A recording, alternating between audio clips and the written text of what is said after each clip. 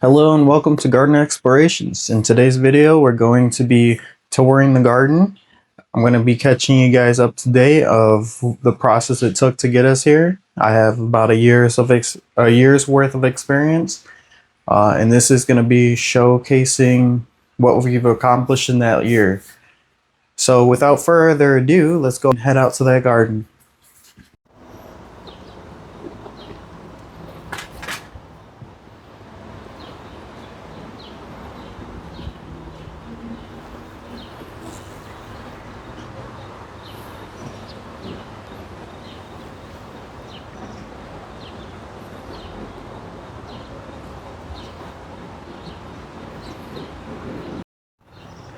So right here we have my peach tree. It's still in the first year, so it hasn't produced any fruit yet or anything. It's still in its very early stages of growth.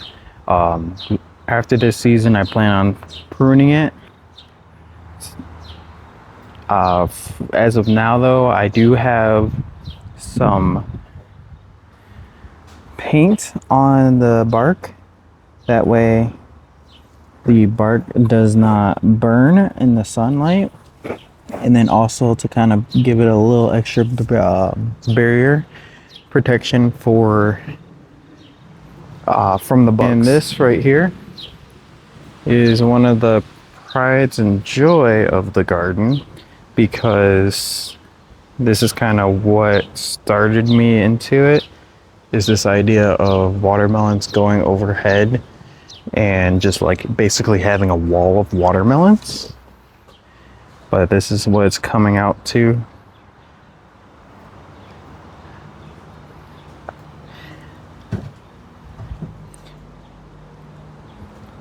And then these, I went ahead and planted, honestly, like maybe a week ago, if that. But these are some beans I want like along the walkways. And they're coming to pretty quickly. So hopefully they're supposed to be like very high producers as well. Over here we have the eggplants. Now these actually have been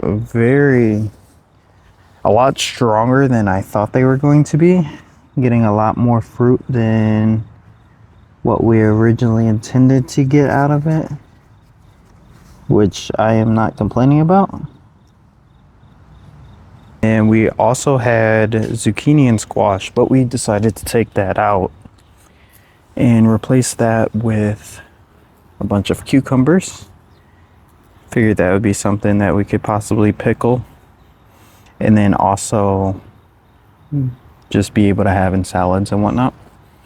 And then you'll see at the bottom of each post we have bean plants, just your regular Kentucky blue bean. Over here we have some potatoes. These are just potatoes that I just threw in the ground. You just cut them in half and literally threw them in the ground, seeing what happened. Over here we have our peppers. We got a few different varieties. The red cherry, the bell peppers, I'm really excited about those. I would love to make some stuffed peppers out of that. And the Kanye pepper, forget if it's Kanye or how to pronounce it. And then we got our lettuces right over here.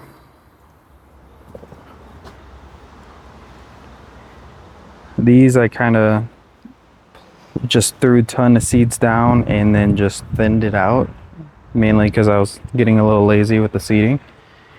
And it was a second round, but we got some calamine. We just been using those scissors to cut off the stems back so it can produce as much as we can get out of it.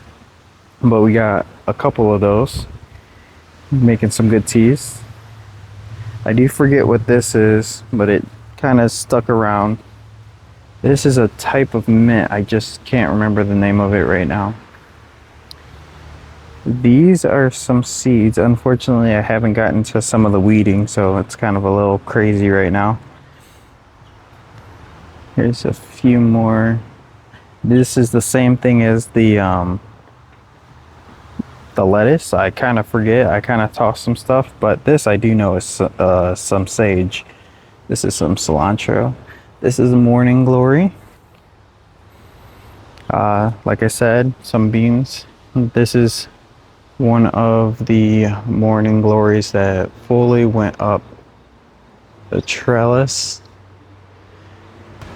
Now these are some of the tomato plants. So these actually took off like crazy. If I was to measure them, they'd probably be like 9 feet tall at this point. I'm starting to lean them over here, if I can get that. So right here, they're even leaning all the way over. They're coming up. But that's kind of what I did. I'd use like a thicker twine with some thinner twine and just kind of wrap them around while I take off the suckers, and that's what I do for the indeterminate tomatoes. So the indeterminate tomatoes that I have currently are these cherry tomatoes, and I also have some grape tomatoes. Now I also have some determinate tomatoes, and those are right here. Some of them are getting a little ripe. You go through and give a harvest, but got some aromas. Another thing I've been getting into is on the bottom of the tomatoes, I've started to plant like some basil and some morning glory, or not, marigolds, excuse me. Just to kind of get some of that companion planting going. Want to try to learn as much of what plants go with what. I've learned that nasturtiums can help with the peppers. But here's my little idea for the strawberries. I got a ton of carrots. Those, again, I was kind of lazy with. And they're kind of going all the way over here. This corner I was kind of lazy with pulling weeds and whatnot, but I need to get on that. And down here we have some asparagus going. I kind of have like it sprinkled along this back wall of the garden. That way it can just drop its seeds and kind of do its own thing back there, and hopefully get a little bit of a harvest in a couple of years. Over here I have some brassica, some type of brassica growing. They ain't doing too hot though. But I got some dahlias.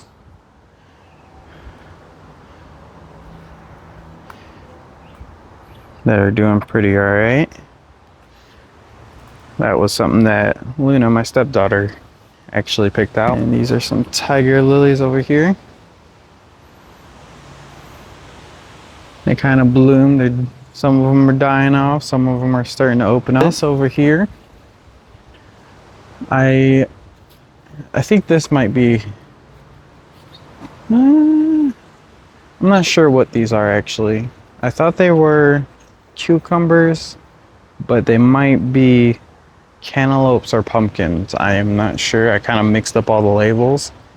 I guess I'll be a little bit surprised whenever they end up coming over here.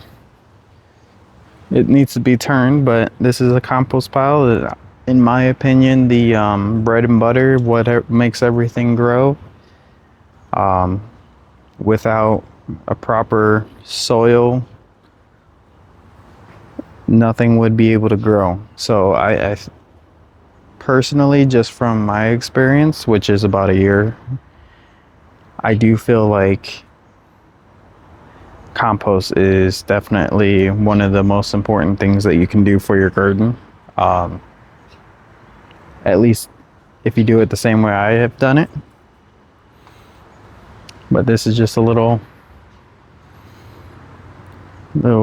area where I do my compost.